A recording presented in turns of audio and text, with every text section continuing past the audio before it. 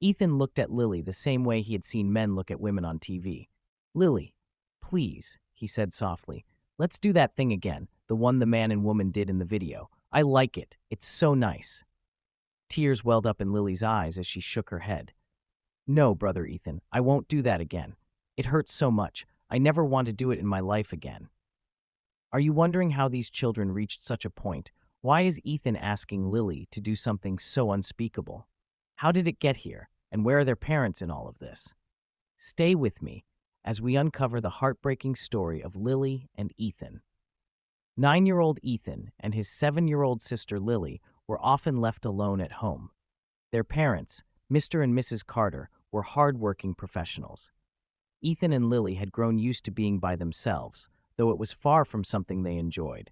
They tried to entertain themselves with board games or drawing, but the TV always seemed to lure them in. One particular evening, Ethan was watching a late-night show featuring bright lights, loud music, and adults laughing and talking in a way that seemed odd to him. The scenes moved quickly, filled with excitement and intrigue. Curiously, he called out to Lily, who was in the other room. "Lily, come here. Look at this." Ethan's voice echoed down the hallway. Intrigued, Lily rushed into the living room and sat beside her brother. The two stared wide-eyed at the screen, mesmerized by the flashing colors and fast-paced music. They didn't understand much of what was being said, but it seemed fun, so they kept watching. "Why are they doing that?" Lily asked innocently, her forehead creased in confusion. She didn't understand the content, but felt it was different from the shows they usually watched. "I don't know," Ethan replied. "Maybe it's something fun that grown-ups do." The scenes continued, leaving their young minds confused yet curious. They didn't know it yet, but the images they were watching weren't meant for their eyes. They were unknowingly stepping into a world far more complex than their understanding. Days passed after Ethan and Lily had watched that strange TV show, but the images remained fresh in their minds. The curiosity planted within them grew, soon becoming something they couldn't ignore. One afternoon, while their parents were at work, Ethan looked at Lily, his face lit up with excitement. "Lily, do you remember that thing we saw on TV?" he asked quietly, a mischievous glint in his eyes.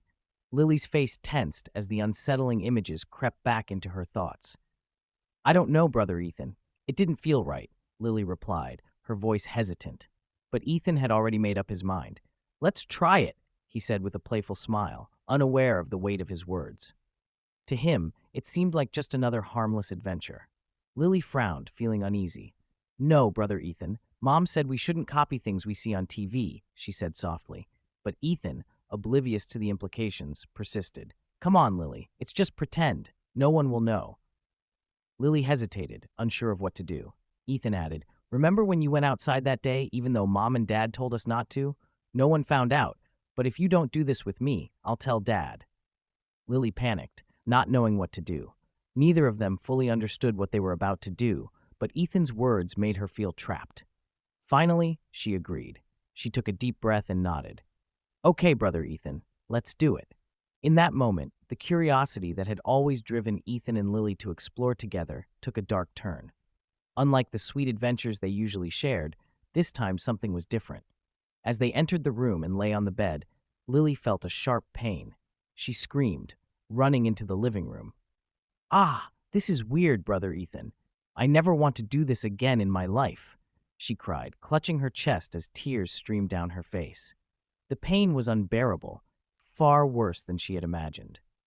Ethan, on the other hand, didn't understand why Lily was so upset and still wanted to continue, unaware of how terribly wrong the situation had become. But Lily's heart raced with fear, and she deeply knew that this wasn't right. This wasn't like the harmless adventures they used to share. This time, there was no laughter, no joy, only pain and deep regret. Lily's discomfort grew with each passing day. She could see the changes in Ethan's behavior, and it scared her. He had become more stubborn, more insistent, and Lily could feel that he was no longer the playful brother she once knew. The innocence that had once defined their bond seemed to have slipped away. One afternoon, when their mother came home briefly to pick up some documents, Lily felt an overwhelming need to speak up. She couldn't bear the silence any longer. "Mom, can I talk to you?" she asked hesitantly, her voice trembling as she approached her mother. Mrs. Carter, distracted by phone calls and her growing to-do list, barely looked up. "Not now, Lily. I'm in a hurry," she replied, juggling calls and glancing at her watch. Lily stood there for a moment, her heart sinking. Her mother sighed, clearly stressed. "Later, darling. Be a good girl, all right?" She barely acknowledged her daughter's concerns as she once again stepped out the door. Lily's tiny voice faded into the background, drowned by the noise of her mother's busy life. She retreated to her room, tears streaming down her cheeks. Her heart ached, but she felt invisible in a home that was supposed to be a safe place. All she wanted was for her mother to hear her, to understand the weight of her pain. One afternoon, after yet another attempt by Ethan to ask Lily to imitate an inappropriate scene from the show they had watched, Lily couldn't take it anymore. She ran out of the house, her small body shaking with fear and confusion. She didn't know where to go. She found herself standing at the door of their kind neighbor, Aunt Grace. "What happened, Lily?" Aunt Grace asked, kneeling down to meet her at eye level. Lily couldn't hold it in any longer. She burst into uncontrollable tears, sobbing as she spilled everything: Ethan's request, the growing fear inside her, and the discomfort. Aunt Grace wrapped Lily in a comforting hug. "You did the right thing by telling me," she said softly, her voice warm. "You don't have to carry this alone. I'm here for you, and we'll figure this out." Lily clung to Aunt Grace, finally feeling a sense of relief. The weight that had been pressing on her chest seemed to lift slightly. "I'm scared," Lily whispered. "What should I do, Aunt Grace?" Aunt Grace smiled gently and wiped her tears. "Don't worry, my dear. I'll help you. You're safe now." The parents were shocked, and at first they were in defense mode. "Ethan wouldn't do something like that," Mr. Carter said, his voice firm with disbelief. Maybe they misunderstood what they saw. Mrs. Carter tried to downplay the seriousness of the situation, but Aunt Grace was firm. "Children see what they see, and they're given enough material to make sense of it," she said. "You've been so focused on work that you've forgotten to see what your children are watching. This is a warning," she added, her voice steady and filled with concern. Mr. and Mrs. Carter were silent, realizing that their actions, although unintentional, had made their children vulnerable to dangers they hadn't even considered. Accepting this was not easy for them, but they knew they had to change. Mr. Carter took immediate action to correct the wrong. He decided to monitor the children's screen time, ensuring that they only watched age-appropriate shows and engaged in suitable activities. They were also encouraged to talk about anything they had seen on TV, helping them understand their thoughts and feelings. In addition to these changes, Mr. Carter arranged for both Ethan and Lily to speak with a counselor. They knew their children needed guidance to understand their emotions as they recovered from their experiences. The family made a conscious effort to spend more quality time together. In the evenings, Mrs. Carter would read stories to Ethan and Lily before bed, while Mr. Carter kept them engaged in fun games. Gradually, the siblings started laughing again, rediscovering their bond through positive, healthy activities.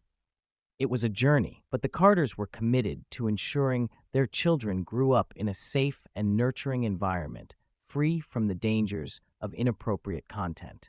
Months passed, and the Carters became a more attentive and present family.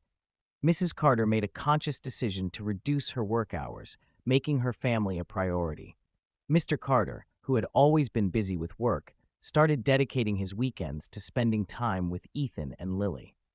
Under this new attention and love, the children blossomed. Ethan and Lily felt more confident, knowing they could approach their parents about anything on their minds. The painful silence that had once filled their home was replaced by laughter, love, and the warmth of a family that was learning how to truly be there for one another. One evening, as they were all sitting together playing a board game, Lily turned to her parents with a thoughtful expression. "Thank you for listening to me now," she said softly. Her words, though simple, were filled with meaning. They brought tears to Mrs. Carter's eyes, and in that moment, the family understood the true importance of their relationship. The greatest gift they could give each other was their attention, love, and presence in one another's lives. This was a new beginning for the Carters, based on stronger bonds and a deeper understanding of what truly matters. This is the end of our story. This story teaches us that the greatest gift we can give our children is our attention and love. Children should feel that their words are being heard and understood, especially when they are trying to share something important. Change begins by listening to their voice. Thank you for watching. If this story touched your heart, don't forget to hit the like button and subscribe for more interesting stories. Share your thoughts in the comments below. Have you ever felt that your voice was too harsh in childhood? Until next time, goodbye.